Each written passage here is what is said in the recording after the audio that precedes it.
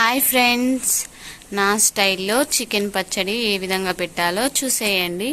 ముందుగా చికెన్ని కడుక్కోవాలి. 2 టైమ్స్ కడుక్కున్న తర్వాత ఒక 1 అవర్ పాటు ఆరబెట్టుకోవాలి ఫ్యాన్ గాలికి. అలా ఆరిన తర్వాత ఒక ప్యాన్లో నూనె పోసుకొని కొన్ని ముక్కలుగా వేసుకుంటూ ఫ్రై చేసుకోవాలి. అవి గోల్డెన్ బ్రౌన్ కలర్ వచ్చే విధంగా ఫ్రై చేసుకోవాలి.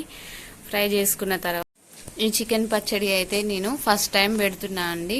నేను ఇంతవరకు చికెన్ పచ్చడి పెట్టలేదు, ఎందుకంటే అమ్మ పెట్టేది, కానీ నేనైతే చికెన్ పచ్చడి పెట్టేదాన్ని కాదు.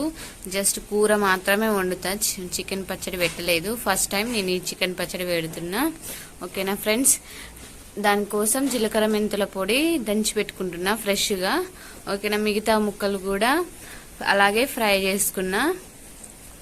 దాని తర్వాత అవి ముక్కలు పక్కన పెట్టుకొని ఒక గిన్నెలో కారం, 1/2 కేజీ కారం తీసుకుంటున్నా. కేజీ ముక్కల కోసం 1/2 కేజీ కారం, కొంచెం వెల్లుల్లి పేస్ట్, అలాగే కొంచెం తగినంత ఉప్పు వేసుకొని కలుపుకోవాలి. బాగా అవి కలిసేంత వరకు మంచిగా కలుపుకొని ఆ తర్వాత పోపు కోసం ఆయిల్ పోసుకొని, ఇప్పుడు మనం చికెన్ ముక్కలు ఫ్రై చేసుకున్నాం కదా, అదే ఆయిల్ని పోపు కోసం వాడుతున్నాను.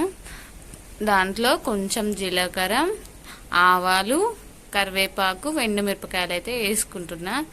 నాకైతే ఆవాలు లేవు. కరివేపాకు, జీలకర్ర, ఎండుమిరపకాయలు అయితే వేసుకొని ఆ తాలింపు పెట్టుకున్న తర్వాత పూర్తిగా చల్లారనివ్వాలి, లేదంటే పచ్చడి నల్లగా అవుతుంది.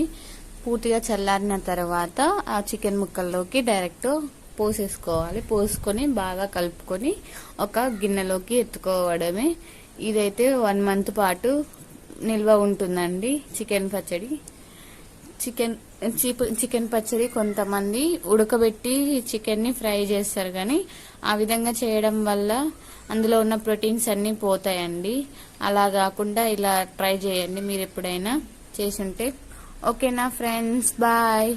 నా వీడియో కనుక మీకు నచ్చినట్లయితే లైక్ చేయండి, షేర్ చేయండి, కామెంట్ చేయండి, అలాగే సబ్స్క్రైబ్ చేసుకోండి.